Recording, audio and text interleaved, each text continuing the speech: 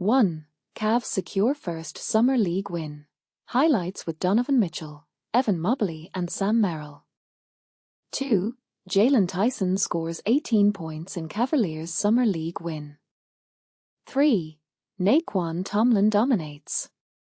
Cavs NBA Summer League win over Bucks highlights. 4. Bucks vs Cavaliers Summer League. Bouyea and Livingston shine in tough loss game recap.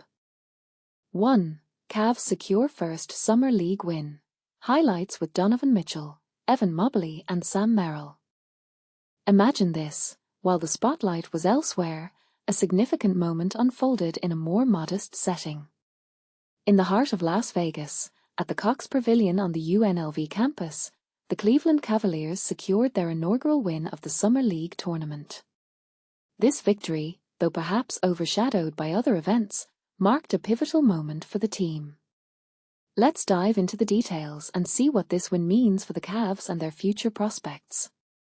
But here's where it gets controversial. The Summer League is often seen as a proving ground for young talent, but how much should we really read into these early performances? And this is the part most people miss. The development of bench players and the team's cohesion can sometimes be more telling than the final score. Donovan Mitchell, Mobley, and Sam Merrill watched intently as their teammates fought for this crucial victory. The atmosphere was electric, and the stakes were high. This win could set the tone for the rest of the Summer League and beyond. But what does it really mean for the Cavs season ahead? Will this momentum carry over into the regular season, or is it just a fleeting moment of glory? As we continue to follow the Cavs' journey, it's important to remember that every win, every loss, and every performance contributes to the bigger picture. And this is where things get interesting. How will the Cavs build on this victory? Will they continue to gel as a team, or will they face new challenges down the road? Only time will tell, but one thing is for sure, this win is just the beginning. So, what do you think? Do you believe this victory is a sign of things to come, or is it just a blip on the radar? Share your thoughts in the comments below and let's discuss. 2. Tyson scores 18 points in Cavaliers Summer League win. When opportunity knocks, you answer, and Tyson just kicked the door down with a statement performance. The Cleveland Cavaliers' young swingman delivered 18 crucial points during Saturday's 93-83 Summer League victory over Milwaukee, proving he's hungry for a bigger role despite some shooting struggles. Yes, Tyson only hit 3 of 13 field goals and 3 of 8 three-pointers, but here's where it gets interesting. His relentless hustle earned him 9 free throws, making 9, plus he racked up 8 rebounds, 3 assists, and 2 blocks across 31 explosive minutes. That scoring burst made him one of just 4 Cavaliers to hit double-digit points in the win, showing his value beyond the box score. Now, let's talk about why this matters. Last season, the 22-year-old averaged just 3.6 points and 2.0 rebounds over 47 games in limited minutes, only 9.6 per game. But with rotation players Isaac Okoro and Ty Jerome now gone, this Summer League showcase feels like Tyson screaming, "I'm ready for prime time." And here's the controversial part some fans overlook. Should we really judge a player's potential on inefficient shooting nights when they impact the game defensively and draw fouls like Tyson did? Or does this highlight why Cleveland might still need veteran reinforcements? What's your take? Is Tyson poised for a breakout season with Cleveland's reshuffled roster? Or will his offensive inconsistency hold him back? Sound off in the comments. 3. Nae'Qwan Tomlin dominates. Cavs NBA Summer League win over Bucks highlights. Rising star Tomlin dominates as Cavaliers secure first Summer League victory. In a thrilling display of emerging talent, the Cleveland Cavaliers finally found their winning formula, securing a convincing 92-83 victory over the Milwaukee Bucks in the 2025 NBA Summer League. But it's the remarkable performance of one player that has everyone talking. Nae'Qwan Tomlin is quickly becoming the breakout story of the Summer League. After dropping an impressive 30 points against Indiana, the 6 feet 10 inches forward followed up with another spectacular showing, contributing 21 points with remarkable shooting efficiency. Here's what's turning heads. Tomlin has shot an astounding 21-28 across both games, showcasing an almost unstoppable ability to reach the rim. For a player currently on a two-way contract with the Cavaliers, these performances are making a compelling case for a standard NBA deal. What makes Tomlin particularly intriguing is his exceptional ball handling skills for someone his size. His relentless motor was on full display as he continuously challenged the Bucks' defense. But here's where it gets interesting. While his offensive game is flourishing, his defensive development could be the key to his NBA future. His 13-rebound performance, including 8 defensive boards, suggests he's already making strides in this area. Meanwhile, Jaylon Tyson, filling in for Craig Porter Jr. at point guard, showed both promise and room for growth. While his shooting struggled, 3-13 from the floor, he demonstrated resourcefulness by getting to the free throw line 10 times, converting 9 attempts for a total of 18 points.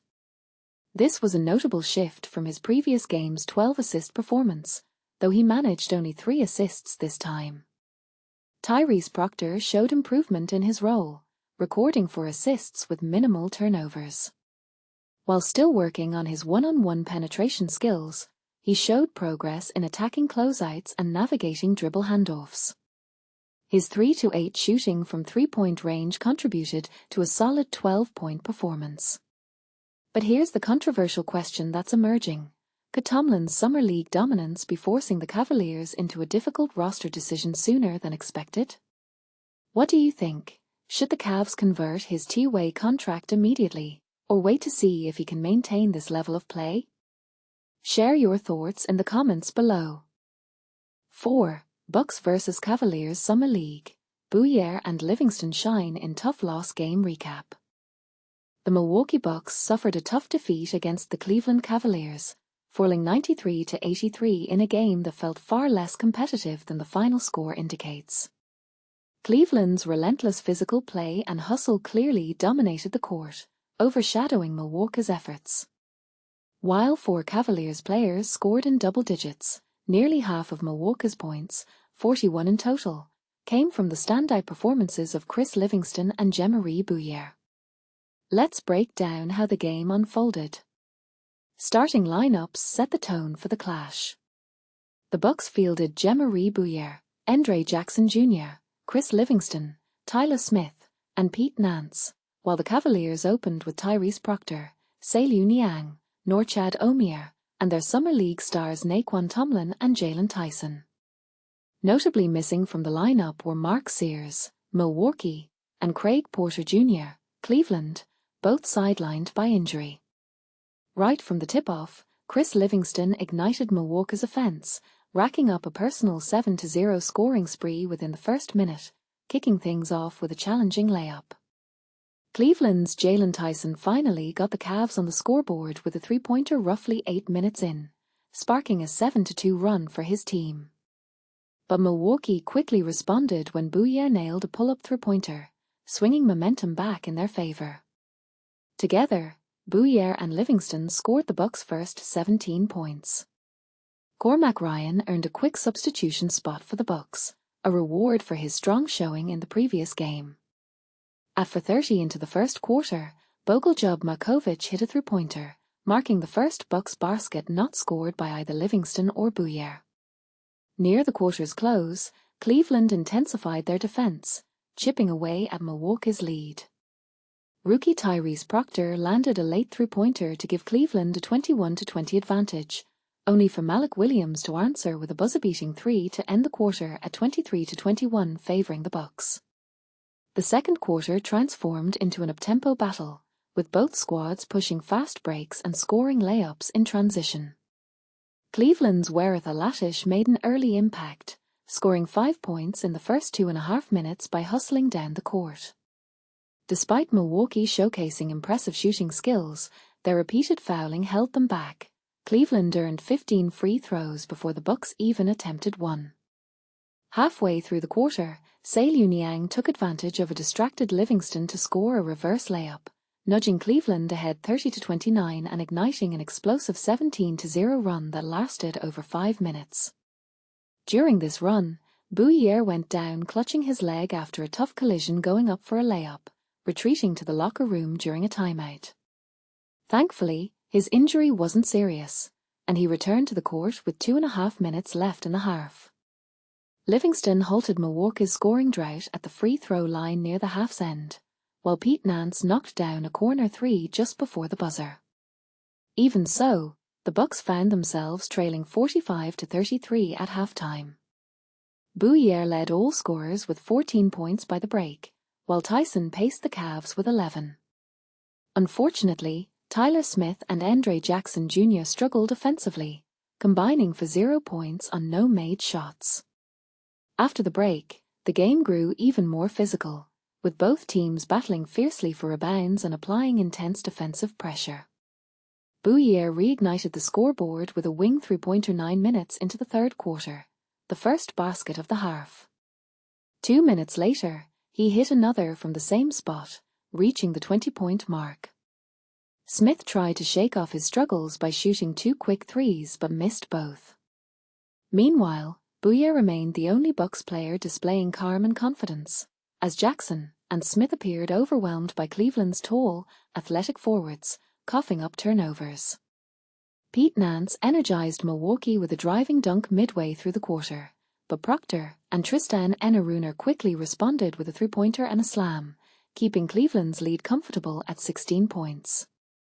Soon after, Nae'Qwan Tomlin put on a personal 5-point streak, forcing Milwaukee to call a timeout. After the break, Ryan hit a three-pointer, his first of the game, but Cleveland consistently answered every Milwaukee run. Enaruna continued to dominate by scoring an and-one off a backcut and then soaring for a left-handed dunk over Makovic. Heading into the final quarter, the Cavs led 71-52. For Milwaukee, hope seemed to be fading fast. However, they mounted a determined comeback early in the fourth, crafting a 10-0 run that shrank the deficit to just 7 points with 4:40 left. Marquise Noel sparked this resurgence. Yet, Tomlin calmly responded with a three-pointer and a putback, regaining control for the Cavaliers. Ultimately, Cleveland avoided slipping into their second late-game collapse of the Summer League. Tomlin finished as the game's leading scorer with 22 points. For Milwaukee, Livingston topped the scoring with 21 points, although it took 16 shots to achieve that. Bouyea and Tyson also contributed significantly with 20 and 18 points, respectively. Alatish, standing 6 feet 7 inches, anchored Cleveland's defense by blocking 5 shots, the highest in the game. One statistic that truly tells the story: Cleveland dominated the rebounding battle, 65-44. This massive margin highlights the Bucks' struggle to match the Cavs' intensity and physicality, ultimately the decisive factor in Milwaukee's loss. But here's where it gets controversial.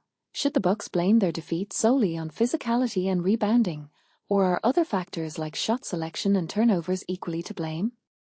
And what does this say about the team's overall readiness against more aggressive opponents? We'd love to hear your thoughts. Do you agree that rebounding was the key issue, or could coaching decisions and player execution have played a bigger role? Share your opinion below. Support our site.